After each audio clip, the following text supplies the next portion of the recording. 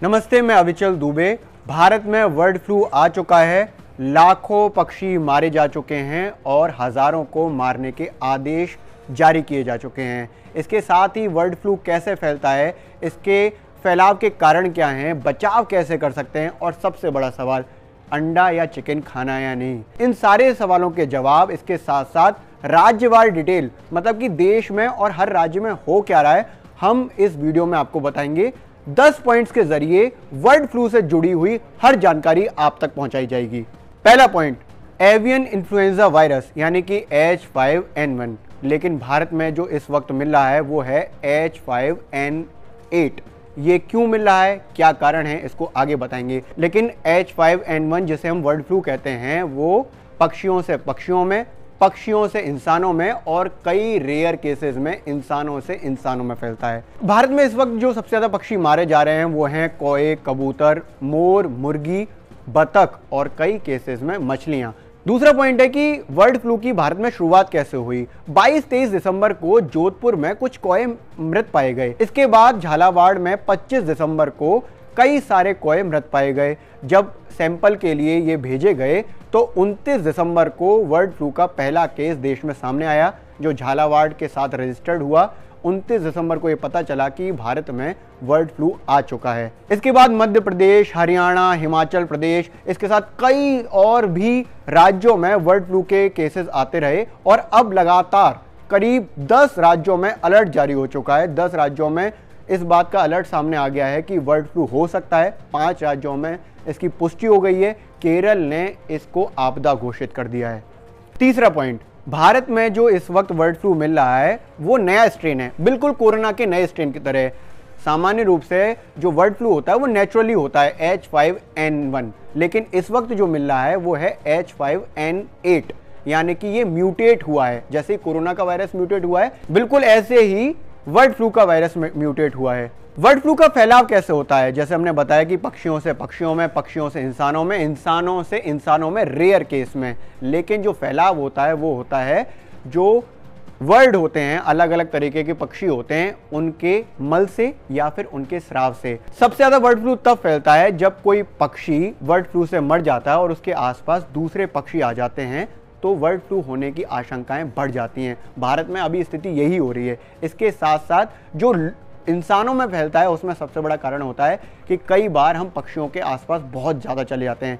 इसके अलावा जो बड़ा सवाल है वो है कि चिकन खाने से जो बर्ड फ्लू होता है उसके कारण क्या क्या हैं। पांचवा पॉइंट है कि बर्ड फ्लू के लक्षण क्या क्या हैं। लक्षण हैं कोरोना वाले, सेम कोरोना वाले लक्षण हैं। सांस लेने में तकलीफ होना, कफ बना रहना, मसल्स में दर्द होना। इसके अलावा माइल्ड फीवर भी बर्ड फ्लू में आ सकता है। ये सब जो आप सिम्टम्स देख रहे हैं वो कोरोना में भी पाए जाते हैं, बर्ड फ्लू में भी यही सिम्टम्स आ रहे हैं। अगर दुनिया में बर्ड फ्लू की शुरुआत की बात करें तो इसकी शुरुआत भी कोरोना जैसे ही चीन में हुई थी। 1996 में बर्ड फ्लू का पहला मामला चीन से सामने आया। अब इंसानों में अगर बर्ड फ्लू के सिम्टम्स दिखें तो करें क्या। सबसे पहले डॉक्टर के पास जाएं और नेक सलाह लें, पक्षियों से दूरी बना लें।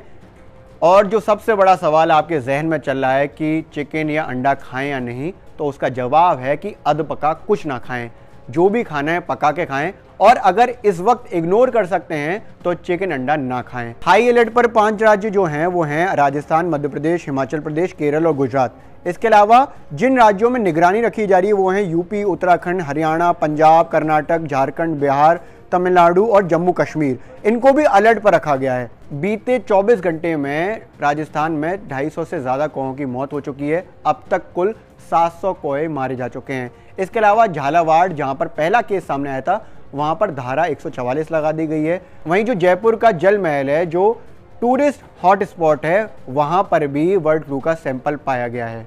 मध्य प्रदेश में भी स्थिति खराब है, 150 से ज्यादा कौओं की मौत हो चुकी है। हिमाचल प्रदेश में 2700 से ज्यादा प्रवासी पक्षी मारे गए हैं अब तक। ये जो पक्षी मारे गए हैं वो पौंड डैम झील के आसपास का इलाका है। उस झील में भी आप समझ सकते हैं करीब 1 किलोमीटर का इलाका है जहां पर 2700 से ज्यादा प्रवासी जो माइग्रेंट बर्ड्स होते हैं वो मारे गए हैं। हिमाचल प्रदेश में अंडे और चिकन को बेचने पर रोक लगा दी गई है। हरियाणा में जो स्थिति सामने आई है वो काफ़ी खतरनाक है। हरियाणा के पंचकुला में अब तक करीब 4 लाख मुर्गियां मारी जा चुकी हैं। ये 4 लाख जो मुर्गियां हैं वो बीते 10 दिन में मारी गई हैं। एक बड़ी बात मैं आपको बता दूं कि पंचकुले जिले में करीब 78 लाख मुर्गियां हैं, जिसमें से 4 लाख मुर्गियां केवल 10 दिन में मारी गई हैं।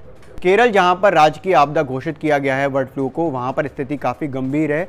1700 से ज़्यादा बतख मारी जा चुकी हैं। इसके अलावा जो राज्य सरकार ने आदेश दिए हैं उसमें 40,000 बतखों को मारने का आदेश दिया गया है। केरल में 2016 में बड़े स्तर पर बर्ड फ्लू फैला था, उसी को ध्यान में रखते हुए राज्य सरकार ने गंभीर आदेश जारी किए हैं। केरल राज्य की स्थिति देखते हुए जो पास के उसके राज्य हैं कर्नाटक और तमिलनाडु ने भी गंभीर आदेश जारी करे हैं। उन्होंने सर्विलांसिंग को तेज करने के लिए कहा है। उनका मानना ये है कि अगर केरल में ये फैलता है तो उसके बाद तमिलनाडु और कर्नाटक में ये जल्दी से आ सकता है। भारत में ये जो वक्त होता है, जो सर्दियों का वक्त होता है, ये प्रवासी पक्षियों का वक्त होता है। साइबेरिया, तिब्बत, मंगोलिया, यहाँ से कई सारी अलग अलग प्रजातियों के पक्षी भारत में आते हैं सर्वाइव करने के लिए, लेकिन इस समय उनकी स्थिति खराब हो रही है। जैसे मैंने बताया कि पौंग बांध झील में, जो हिमाचल प्रदेश के कांगड़ा जिले में, वहाँ पर जो पक्षी आए थे वो सारे के सारे मंगोलिया से आए थे। इसके अलावा जो राजस्थान में ज़्यादातर पक्षी आते हैं वो साइबेरिया से आते हैं। आपको भरतपुर का घना पक्षी विहार पता होगा, यहाँ पर भी हाई लेवल सर्विलांसिंग हो रही है। कारण साफ है कि प्रवासी पक्षियों में ये तेज़ी से फैल रहा है। बर्ड फ्लू की गंभीर स्थिति को देखते हुए कई राज्यों ने अलग अलग जिलों के हिसाब से हेल्पलाइन नंबर जारी कर दिए हैं। इसके अलावा जो सबसे ज़्यादा फर्क पड़ेगा वो फर्क पड़ेगा पोल्ट्री फार्म के व्यापार करने वालों पर, क्योंकि अब चिकन और अंडे की बिक्री पर बहुत डाउनफॉल आने वाला है।